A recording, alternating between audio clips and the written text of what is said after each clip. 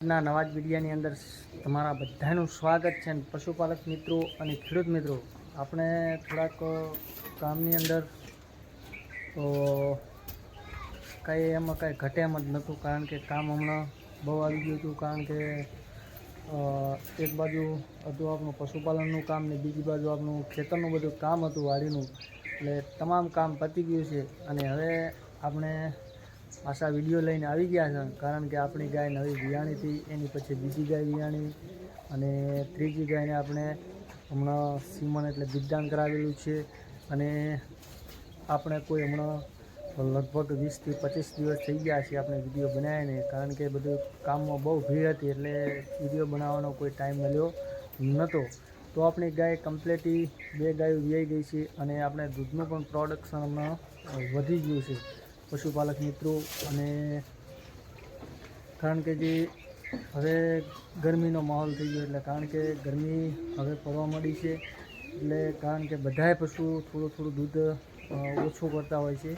અને દૂધ આપણે ટકાવી રાખવા માટે અને સારું વ્યવસ્થિત પ્રોડક્શન લેવા માટે, અને ઘણી વખત તો શું થતું હોય છે, ગરમીની અંદર SNF નથી આવતા અને ફેટનો ઘટાડો પણ જોવા મળતો હોય છે.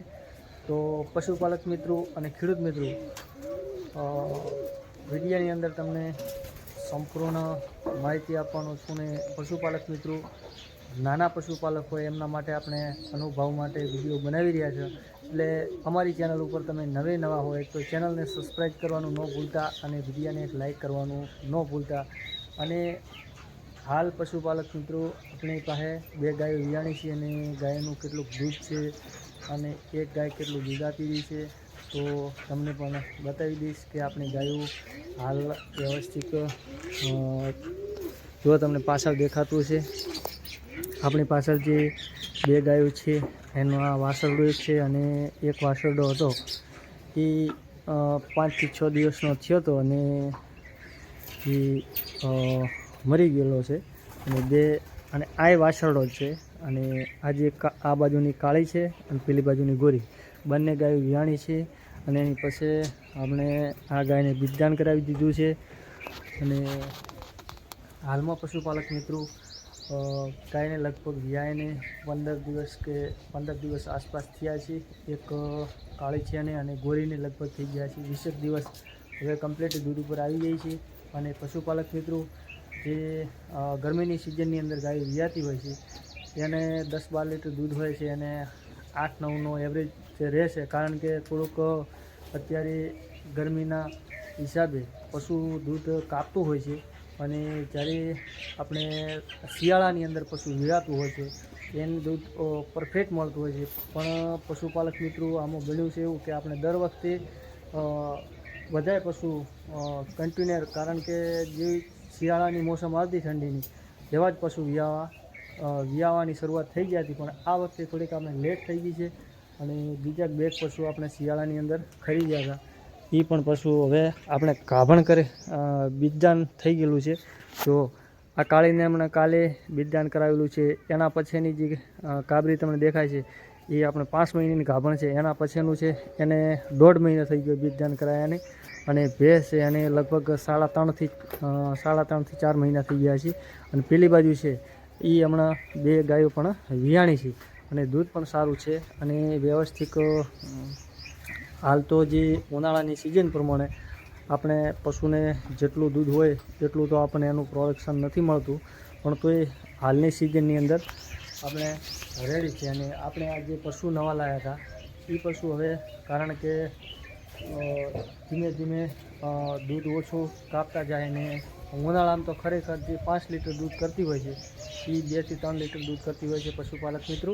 અને હાલ પશુમાં વિયારમાં પણ બહુ ઓછા આપણને જડતા હોય છે.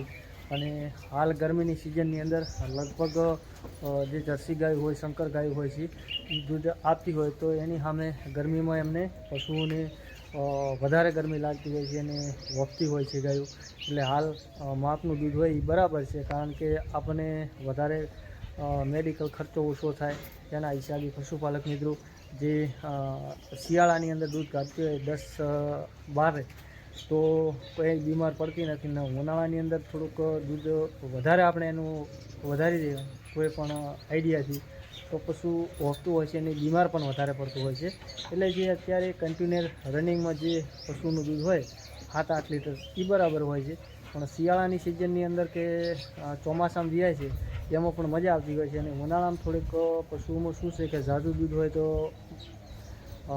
ફેટ SNF બહુ ઓછા આવતા હોય છે, એટલે પ્રોબ્લેમ આવ્યો વધારે જોવા મળતો હોય છે. પણ પશુપાલક મિત્રો આપણે તો હાલ લગભગ બધાએ પાખડા દોવા દે છે, કારણ કે આમાંથી 6-7 દોવા દે છે બધાથી ટોટલ. એટલે હાલમાં તો દૂધમાં પણ સારું છે. અને તો પશુપાલક મિત્રો આપણે મળીશું ફરી નવા વિડીયા સાથે. અને પશુપાલક મિત્રો આપણે કામની અંદર બહુ ભી હતી અને હમણાં બાજરીનું સામે વાવેતર થતું હોય છે, પછી જે ઉનાળુ સિઝન હતી એનું કટિંગ થતું હોય છે. હજી આપણે બધું કામ તો પૂરું નથી થઈ ગયું, હજી વચ્ચે રાજકારણની સાર છે વચ્ચે પડી છે, આપણે ઘેર લાવવાની છે. આમ ટોટલ થઈ ગયું, બાજરી વવરાઈ ગઈ છે અને હવે આપણે એકદમ ફ્રી થઈ ગયા છે પશુપાલક મિત્રો. એટલે કન્ટિન્યુઅર આપણા વિડીયો આવતા રહેશે.